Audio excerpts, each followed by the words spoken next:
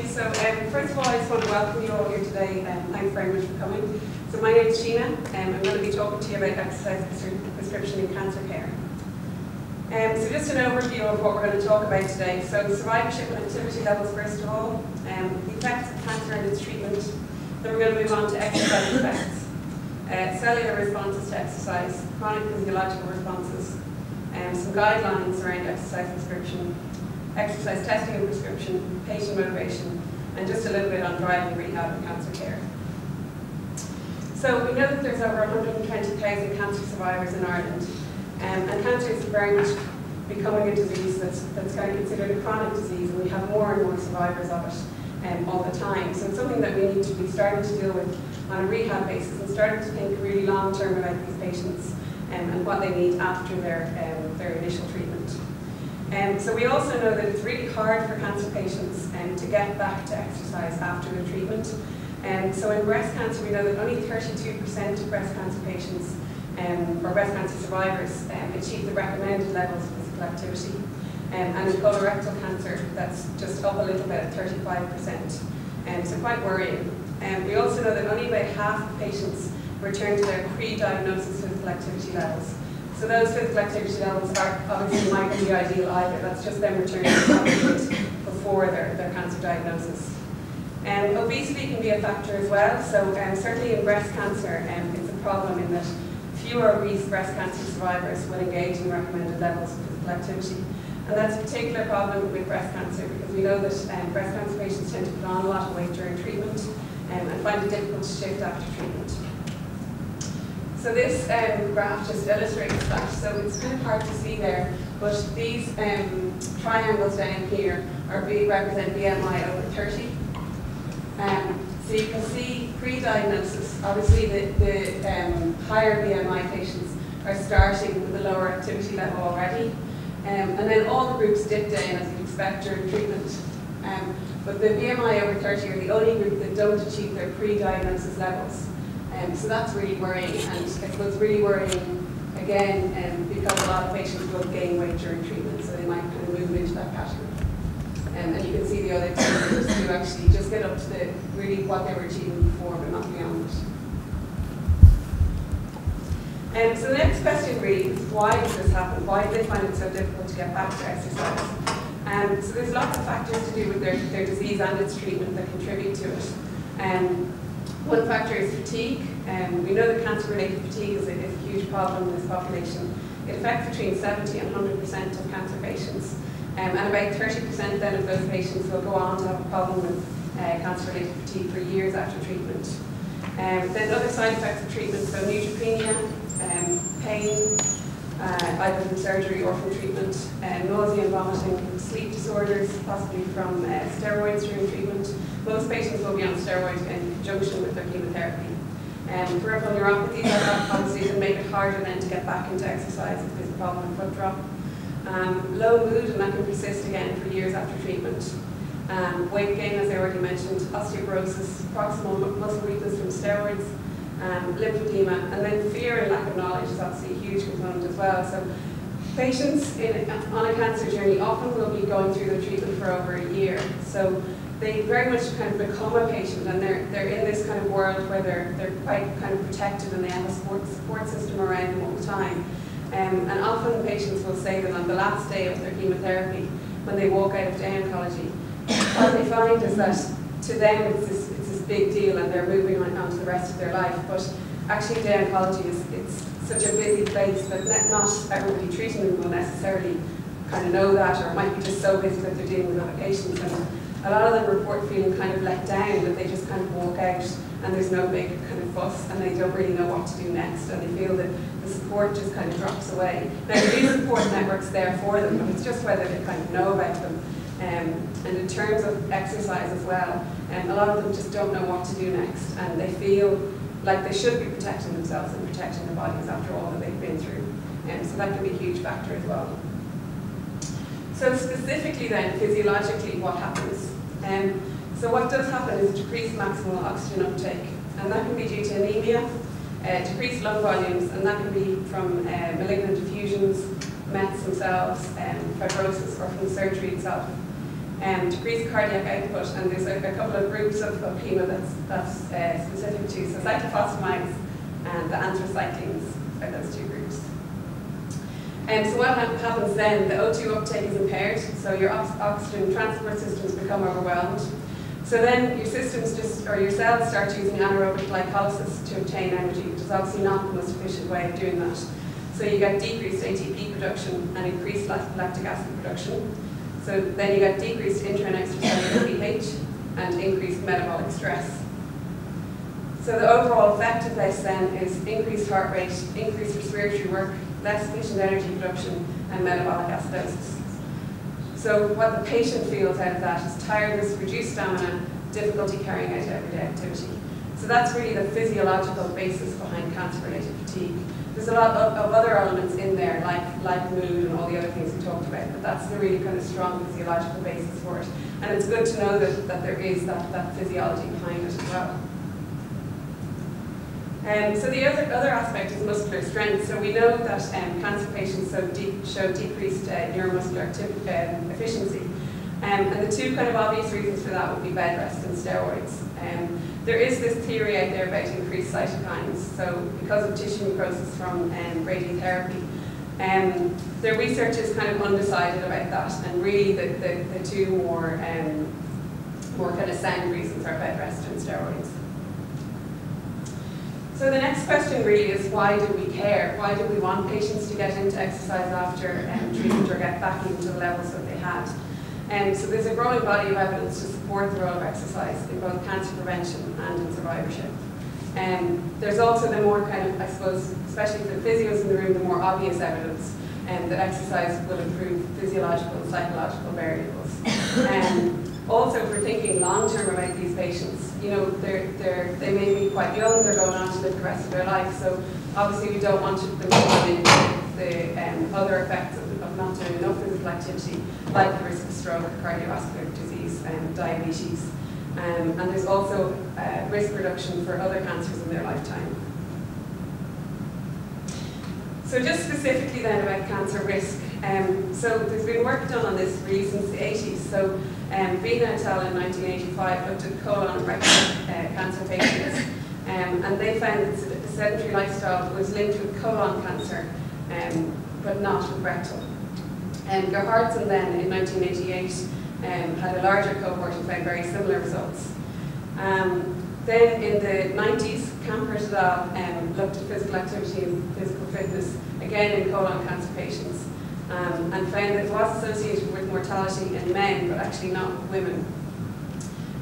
Bernstein et al. Then in 2005 looked at a large cohort of women and did a retrospective analysis. So these were women with breast cancer, and did a retrospective analysis, and they found decreased risk with higher lifetime activity levels. Friedenreich in 2001 did a large meta-analysis. This is one of the best studies really that we have. And they found that evidence for a preventative effect in both colon and breast cancers was convincing. In colon cancer, that effect is up to 50% risk reduction, and in hormone-positive, specifically breast cancer, that's 25%. So quite significant figures there. I suppose I'm talking a lot about colon and breast cancer, and that's because that's where the bulk of the research really has been done. There's a lot less research done in other cancers, partly because I suppose colon and breast cancers have large groups of patients available. They tend to kind of go through the treatment and do reasonably well, so it's a nice group to do research with. But there have been more moderate risk reductions found with other cancers.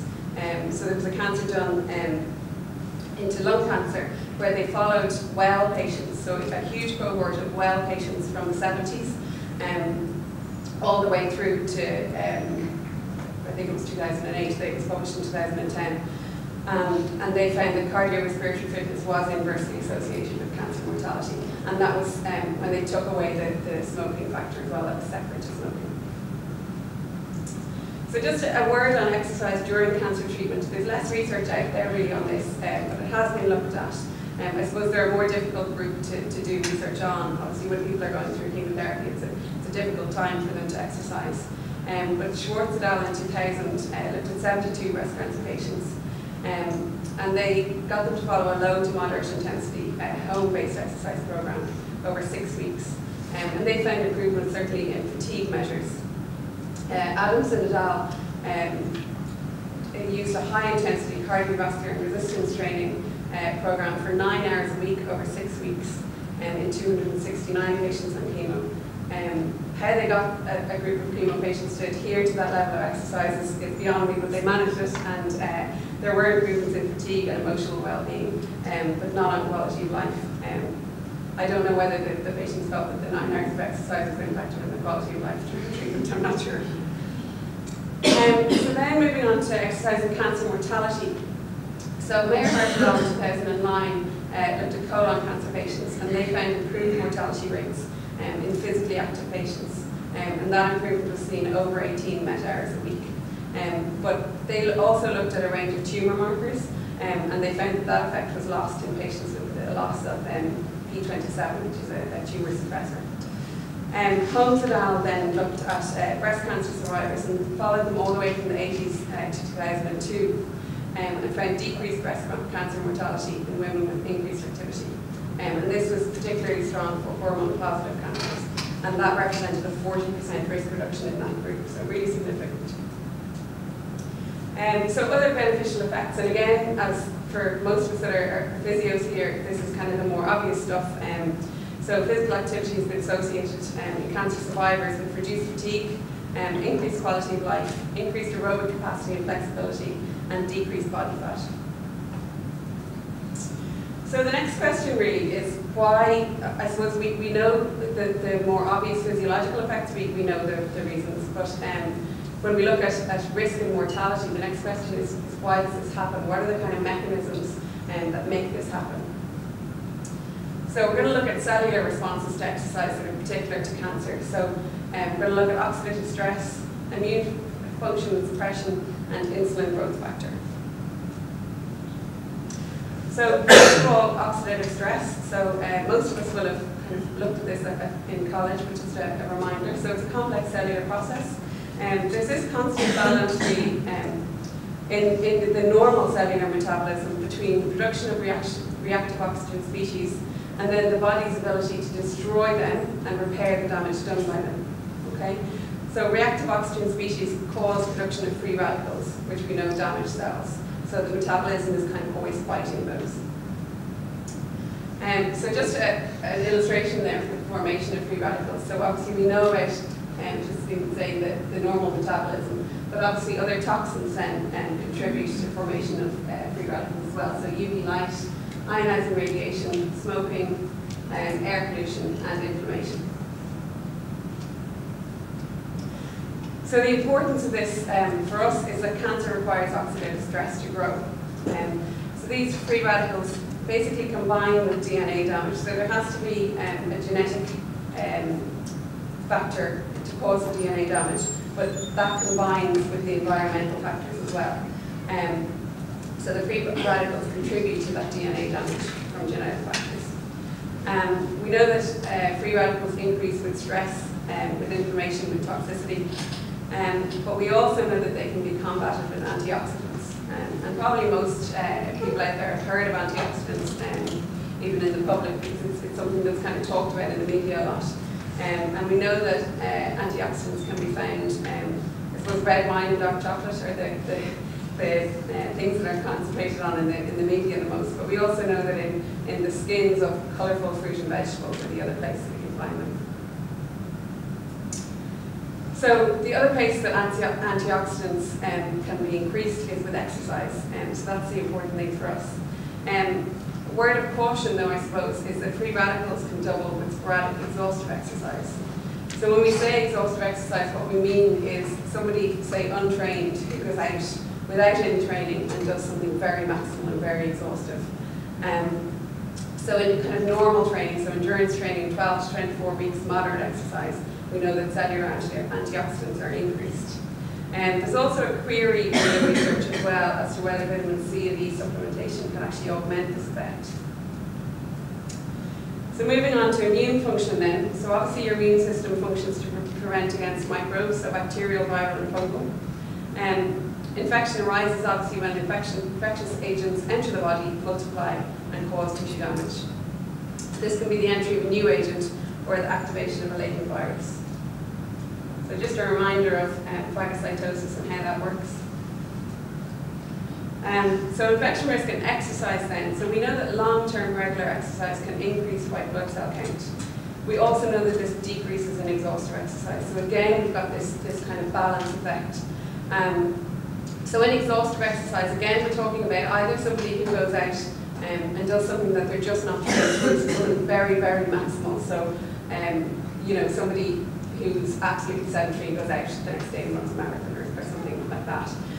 Or somebody who's trained to a very, very high level, but is just pushing their body that bit too much because they're I suppose, like that kind of elite athlete or pro athlete. So increased exposure to bacteria, viruses through ventilation, skin abrasions, and again we're talking about the elite athlete. So if you imagine, I suppose, an elite cyclist, so skin abrasions, obviously coming off the bike, travel associated with their job. So that's really that combination of physiological stress, environmental stress, psychological stress, and diet, just not being able to get enough nutrients in, can cause immunosuppression. So Bland and al. in '96 looked at white blood cell counts in trained versus untrained. So they were looking at VO2 max 61 versus 37, so kind of very high end of the scale as compared to the kind of more normal end. And they found that they were significantly decreased in trained individuals. When you look at UTI, there's this kind of J-shaped relationship that you see. So your sedentary person, as you would expect, has a higher risk of UTI. Then your more physically active person, with the increased exercise intensity, you get less of a risk of UTI, as you'd expect. And then as you are exercising more and more, that'll start to go up. So at the top of the scale, and at much more risk than the sedentary person down here, is the very kind of elite athletes that's doing a huge bulk of training. So we know that in runners, the risk of UTI starts to increase around the 17-mile-a-week mark. And in ultramarathon runners, they've doubled the incidence of UTI than controls. So not to be putting people off exercise, but it's just really to illustrate that there is that kind of fine balance there, and it's kind of important to know that that exists at a cellular level. So why does heavy training cause immunosuppression? So the theories are reduced plasma glucose and glutamine levels to feed these white blood cells. General nutrient deficiency and insufficient recovery between exercise bouts. So there's a consistent theme there of really just, again, somebody at the very high level of the scale that's just doing so much exercise on a daily basis that their body just doesn't have a chance to recover from it in all those different ways, just from basic nutrients, recovery of the actual cells, and the glucose and glutamine levels to feed the white blood cells. So again, it's important to stress that we're talking about the very high end of the scale, probably not anywhere near where our patients will go, but it's just important to know about that balance. So the next thing at a cellular level to talk about is insulin growth factor.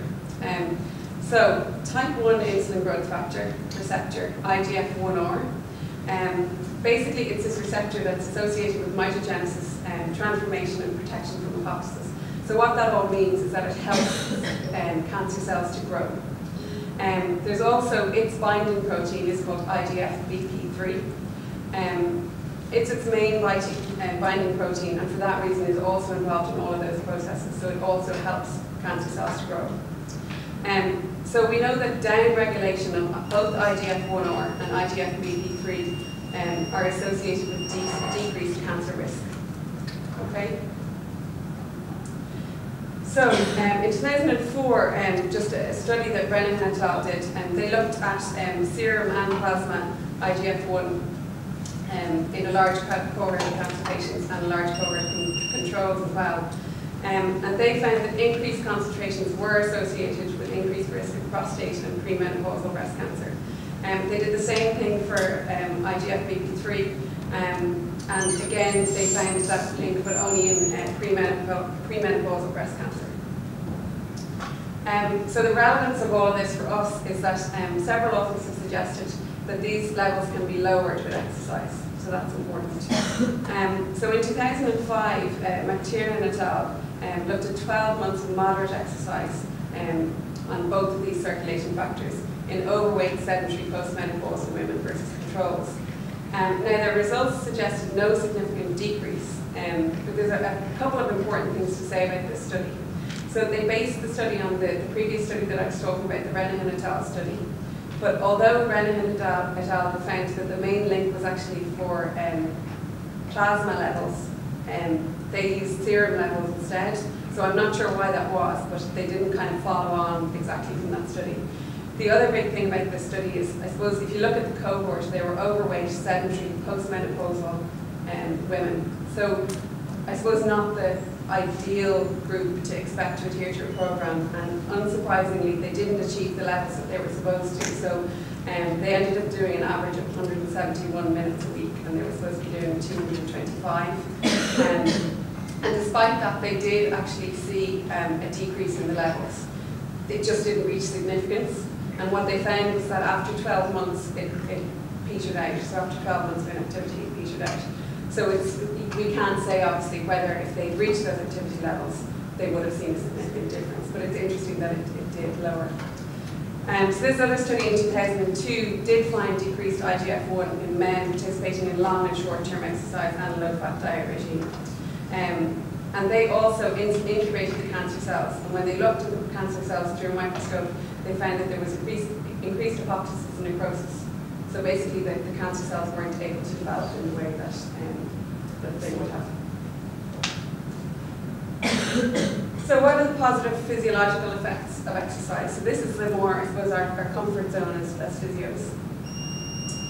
So the chronic physiological adaptations include increased cardiac output, increased heart size through left ventricular hypertrophy, increased stroke volume, decreased heart rate rest, decreased, so maximal heart rate and decreased heart rate max. In terms of blood circulation, increased capillary density and increased red blood cell count. So all these things should sound familiar because they're exactly the opposite to what I was talking about at the beginning of the lecture as the side effects of cancer treatment. So the main chronic adaptation to exercise is increased O2 uptake and increased VO2 max. So you're basically combating those main side effects of treatment that cause that cancer-related fatigue. So you can see how it works against the cancer-related fatigue. Just a word on VO2. So obviously VO2 is volume of O2 consumed in 1 minute. The highest ever reported is 96 in men and 77 in women. That O2 then is consumed by skeletal muscle mitochondria while synthesizing ATP, and then also used by the body for organ function, cardiac muscle, and the metabolic rate. So the resting metabolic rate is only 3.5 of the total VO2. So VO2 max in training then, we know that it's generally higher in males, mainly due to increased lean body mass. We also know, depressingly enough, there's a 1% per year decline from the age of 25. And we know that training is limited to an increase of 20 to 25% from sedentary in 6 months. In terms of detraining, you actually return, this is again another depressing statistic, you return to your pre-level trainings within 3 months, so it takes twice as long to go up there as to get back. Following 2 weeks inactivity, 4 to 6% decrease. And bed rest is particularly, I suppose, important for our patients. In 3 weeks, you see a third decline in VO2 max. So the clinical limitations of VO2 max. So we know there's a significant genetic component to it. And for that reason, lactate threshold is always better as a measure of fit versus unfit individuals. It gives you a truer measure. So lactate threshold then is the point at which blood lactate production exceeds clearance. So it indicates that shift from aerobic to anaerobic metabolism. It's expressed as a percentage of VO2 max. And the concept is that a trained individual will breathe less at any given workload, so you get less fatigue of respiratory muscles, less O2 demand of respiratory muscles, and then 2% less lactic acid buildup. So adaptation occurs rapidly with training, so it doesn't have that genetic factor. The problem with it is that testing is invasive and maximal, and there's kind of no getting away from that. So for that reason, in clinical populations, it tends not to be used. We tend to go for some maximal VO2 max tests. Just a word on cancer drugs and kind of considerations around exercise adaptations. So erythropoietin obviously is used to increase red blood cell count. So that increases the delivery of O2 to muscle. So it increases the VO2 max and the lactate threshold. So you get this kind of, I suppose, false increase in VO2 max and lactate threshold. Steroids then, which again most patients on chemotherapy will be on steroids as well. So increased protein, which increases left ventricular hypertrophy, but it also narrows the myocardium. So overall, what you get is decreased O2 output. Herceptin then, which is used in HER2-positive breast cancers, decreases muscle contractility and decreases left ventricular ejection fraction. And for that reason, they're quite closely monitored cardiac-wise. Then the anthracyclines, which is a group that I mentioned before, causes myocyte destruction, decreases cardiac output, and can lead to clinical heart failure. And again, they'd be monitored in terms of that. There is a query in the research as to whether exercise can act as a protective mechanism against that decreased cardiac output for anthracyclines, but so far they've only got as far as rat studies, so we don't know yet if that's going to be proven true or not. So the next question then is, what exercise can we recommend for the cancer populations? Are there kind of specific guidelines out there? So the ACHN guidelines in 2002 for cancer survivors in early stage cancer. Really what they recommend is very similar to what we'd be recommending to a normal population. The only difference really is that obviously the exercise needs to be modified based on side effects of whatever treatment they've had. So frequency-wise, aerobic exercise we want most days of the week, resistance 2 to 3 days a week, and flexibility 2 to 7 days a week. Intensity then, aerobic moderate, 40 to 60%. Resistance should be able to do 10 to 15 reps with ease, and flexibility should be to stretch, not pain. Duration, it should be accumulating 36 minutes of aerobic exercise. Resistance is 1 to 3 sets of 8 to 12 reps, and flexibility 4 repetitions of 10 to 30 second stretch. So really nothing there that's too different from the normal population. The only difference is, I suppose, the considerations around what treatment people are on, what treatment people have had, and any cancer considerations as well.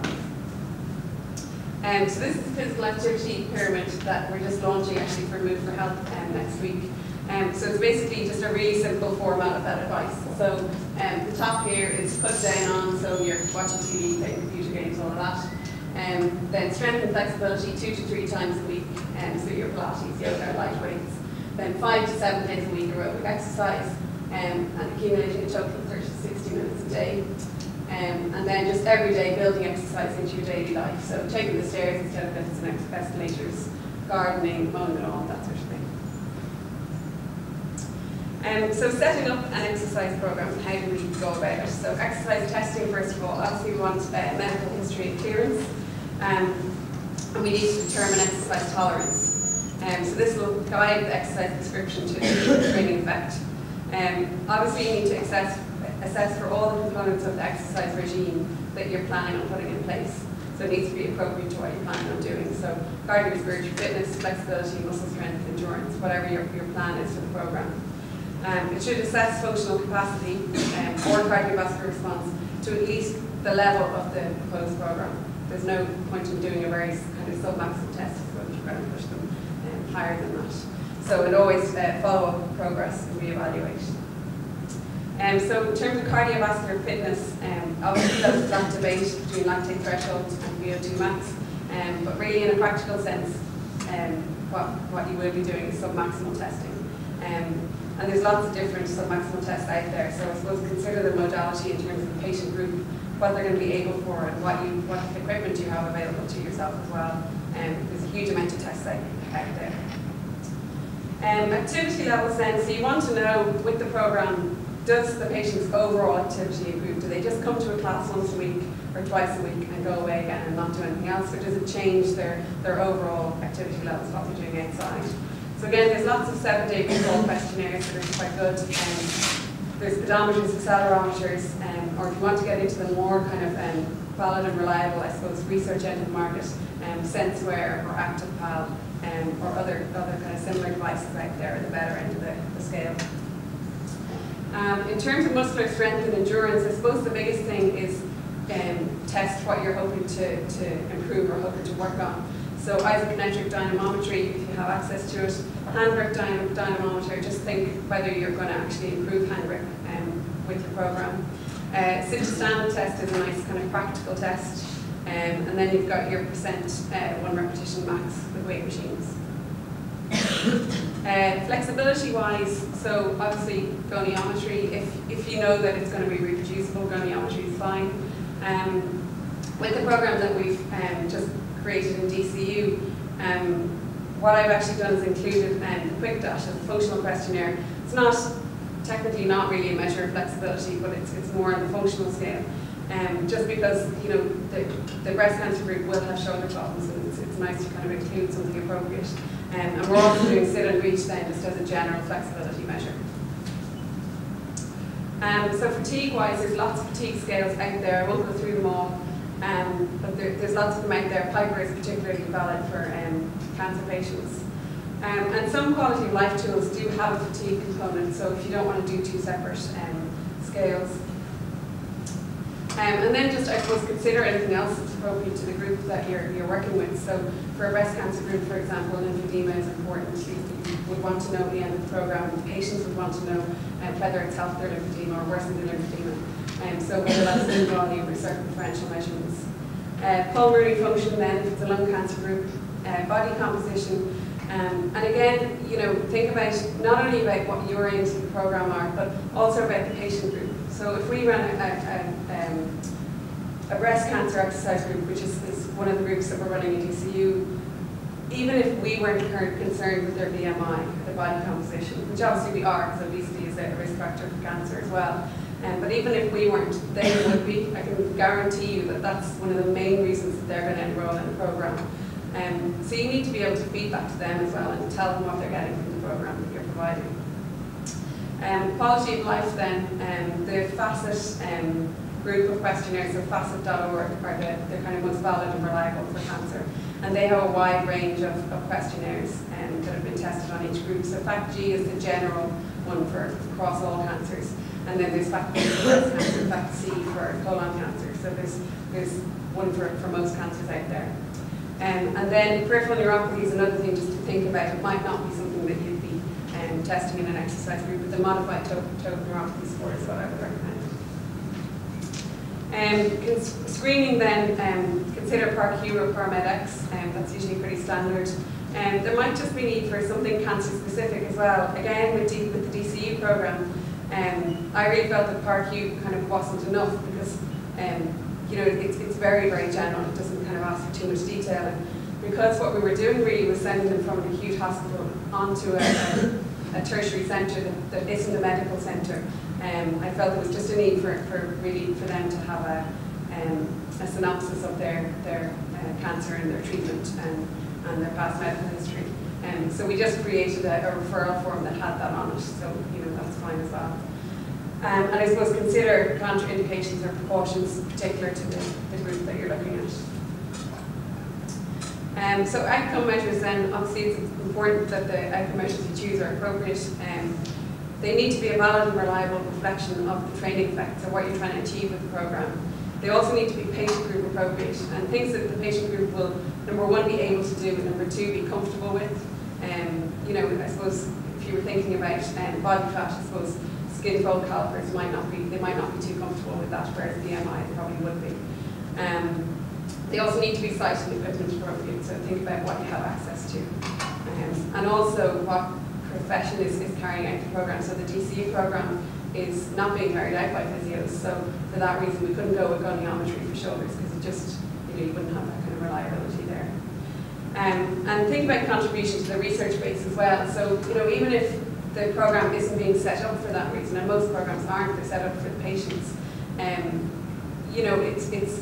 it's not hard. You're going to be choosing good outcome measures anyway for the patient's sake, so it's not hard to get them up to that standard for research, and then think at a later date about whether you want to look back on things then, or start a research project then. So exercise prescription-wise, the goals of the program, it should improve functional status or prevent or limit decline, so depending on the group that you're working with. And you know, in a metastatic group, for example, it might be okay to just look at preventing or limiting decline. Address whatever specific impairments are there in the group. So again, you know, you wouldn't look at a breast cancer group without thinking about their shoulder range of movement. And overall optimise health. So think about what they want out of it. So the programme designed should include aerobic and strengthening component because there's evidence for both. Should consider any other patient group needs. So whatever they need specific to their needs. And should always be individually tailored and progressive. They should never just obviously stay at the same stage all the time. Just a caution really around muscle damage, and I suppose, again, I'm talking to a group of mainly physios, so this is maybe something that we don't kind of think too much about. But we know obviously that eccentric exercise in an unaccustomed person will cause ultrastructural damage and delayed onset muscle soreness. And I suppose as a fairly active group, that's very normal to us.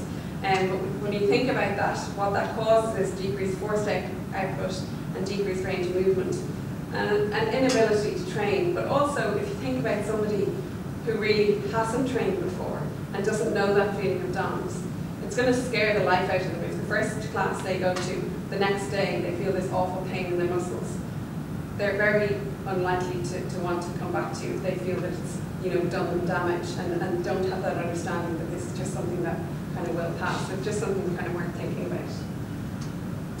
Just kind of to finish up just a little bit on barriers and motivation. So Rogers et al. In 2006 looked at the top 5 barriers to exercise in breast cancer patients. Those were not a priority, lack of self-discipline, procrastination, fatigue, and lack of interest. So I found this study a bit disheartening, to be honest, because the only one that I felt that was really tangible was fatigue. The rest of them all kind of centred around really lack of self-interest, all kind of similar things. And interestingly, cost was ranked number 12, which I kind of expected to be higher. But it was an American population, and I think, you know, it's sometimes appropriate to look closer to home when we're thinking about an Irish population. So Blaney et al. In 2010 looked at barriers to exercise, specifically patients with cancer-related fatigue, and what they found they were fatigue, physical deconditioning, social isolation, timing of exercise, and environmental barriers. So really much more kind of tangible things and kind of all kind of very different elements and things that we can kind of do something about. They also looked at what would facilitate these people to exercise. And those facilitators were group-based programs, program supervision, and individually tailored and gradually progressed exercise. So that's a really positive message, because any of us sitting here today, if we were setting up an exercise program, we'd be doing all of those things automatically. So it's really nice to know that that's what people need.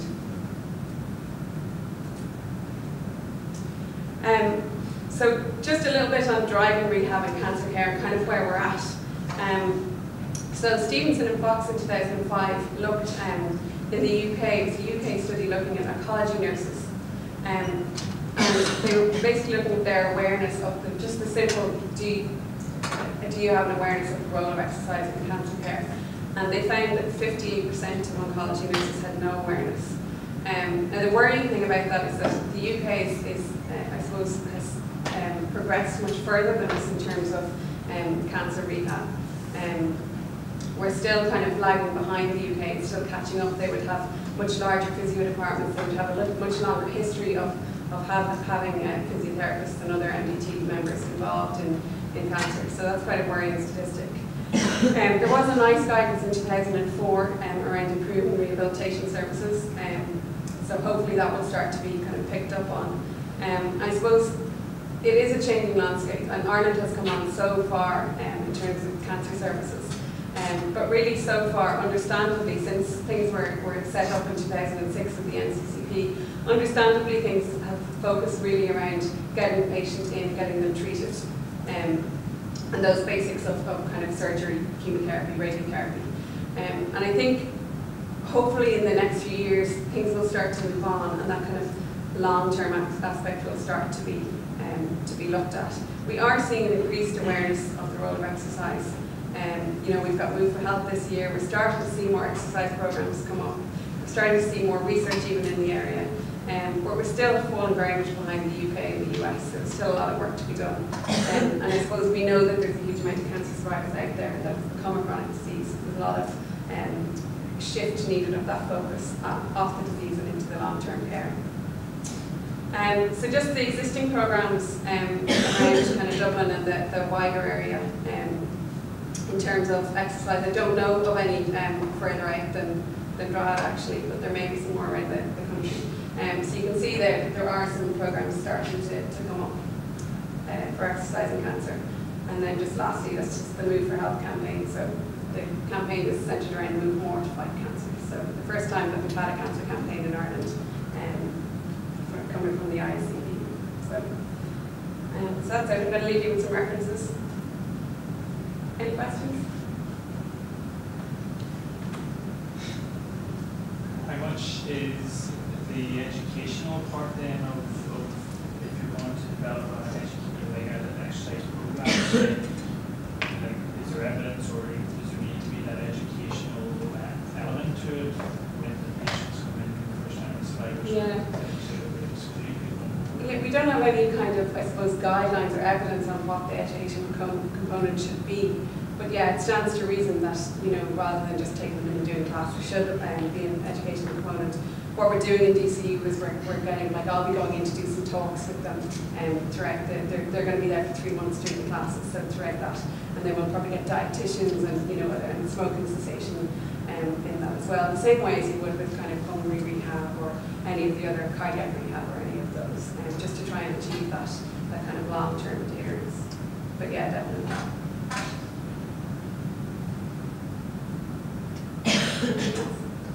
Is it like a circuit base that you do then, and your own section of circuits? It's going to be, it's just starting up now. It's going to be circuit based and Pilates element. Do you use a set time per circuit, or is it reps, or it's going to be like a set time. Yeah. What is that set time? It's a minute for the strengthening ones, and then we're going to have longer for the aerobic.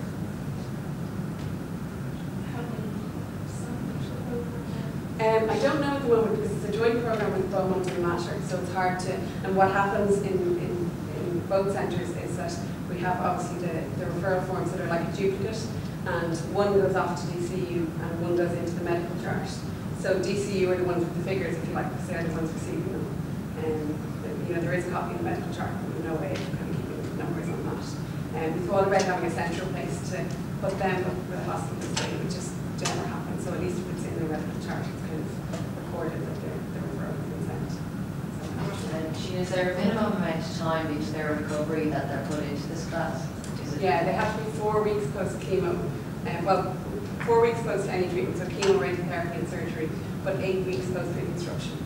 But most patients, so say for example the breast cancer group, they'll go through, most patients will go through that cycle of surgery, chemotherapy, then radiotherapy, and then 4 weeks post radiotherapy.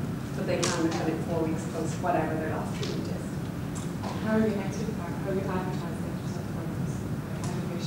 There's posters around the hospital, the oncologists, the breast surgeons, colorectal surgeons, all about it, and the nurses attached, so the CNS is attached to them, Daffodil Centre. There's forms, no, it's Beaumont and Mater patients, so they have to be kind of referred from here. So the referral forms are like, day oncology in clinics, on Clare's ward, they're kind of accessible, and then all the breast care nurses would have them. So we're just trying to basically get it out there, and I have stock them as well, and they need to be signed off by a consultant or registrar, but quite frequently I'll take down the details and just ask the registrar or the consultant to sign them off and send it off. So we're trying to get as many people as possible referred, because it's often something that comes up in conversation, like especially when you're finishing treating an outpatient, for example. If it's their last day, you might kind of say to them that if they're looking to get back into exercise. But even if not, in conversation might come up about, I usually talk to them a little bit about exercise and getting back into exercise, and then kind of mention the DCU program. They do have to pay for it, that's the only thing, and I'd always say that to them, so they're not kind of under the impression that it's free, because you wouldn't want them to be in that situation. It's run to cost, so it's think it's about a $5 class, so it's not terribly expensive, but you obviously want to know that before they arrive in. Is there a plan to follow up on people then after they've completed like certain course class? Well, all the kind of outcome measures are in place. At the moment, we're not planning on doing any research, but that will, I imagine that will come down the line. Really, we want to get it up and running and patient-centered to begin with. Just making sure that all the outcome measures are in place so that it's kind of well run, and we could potentially look back on it if needs be.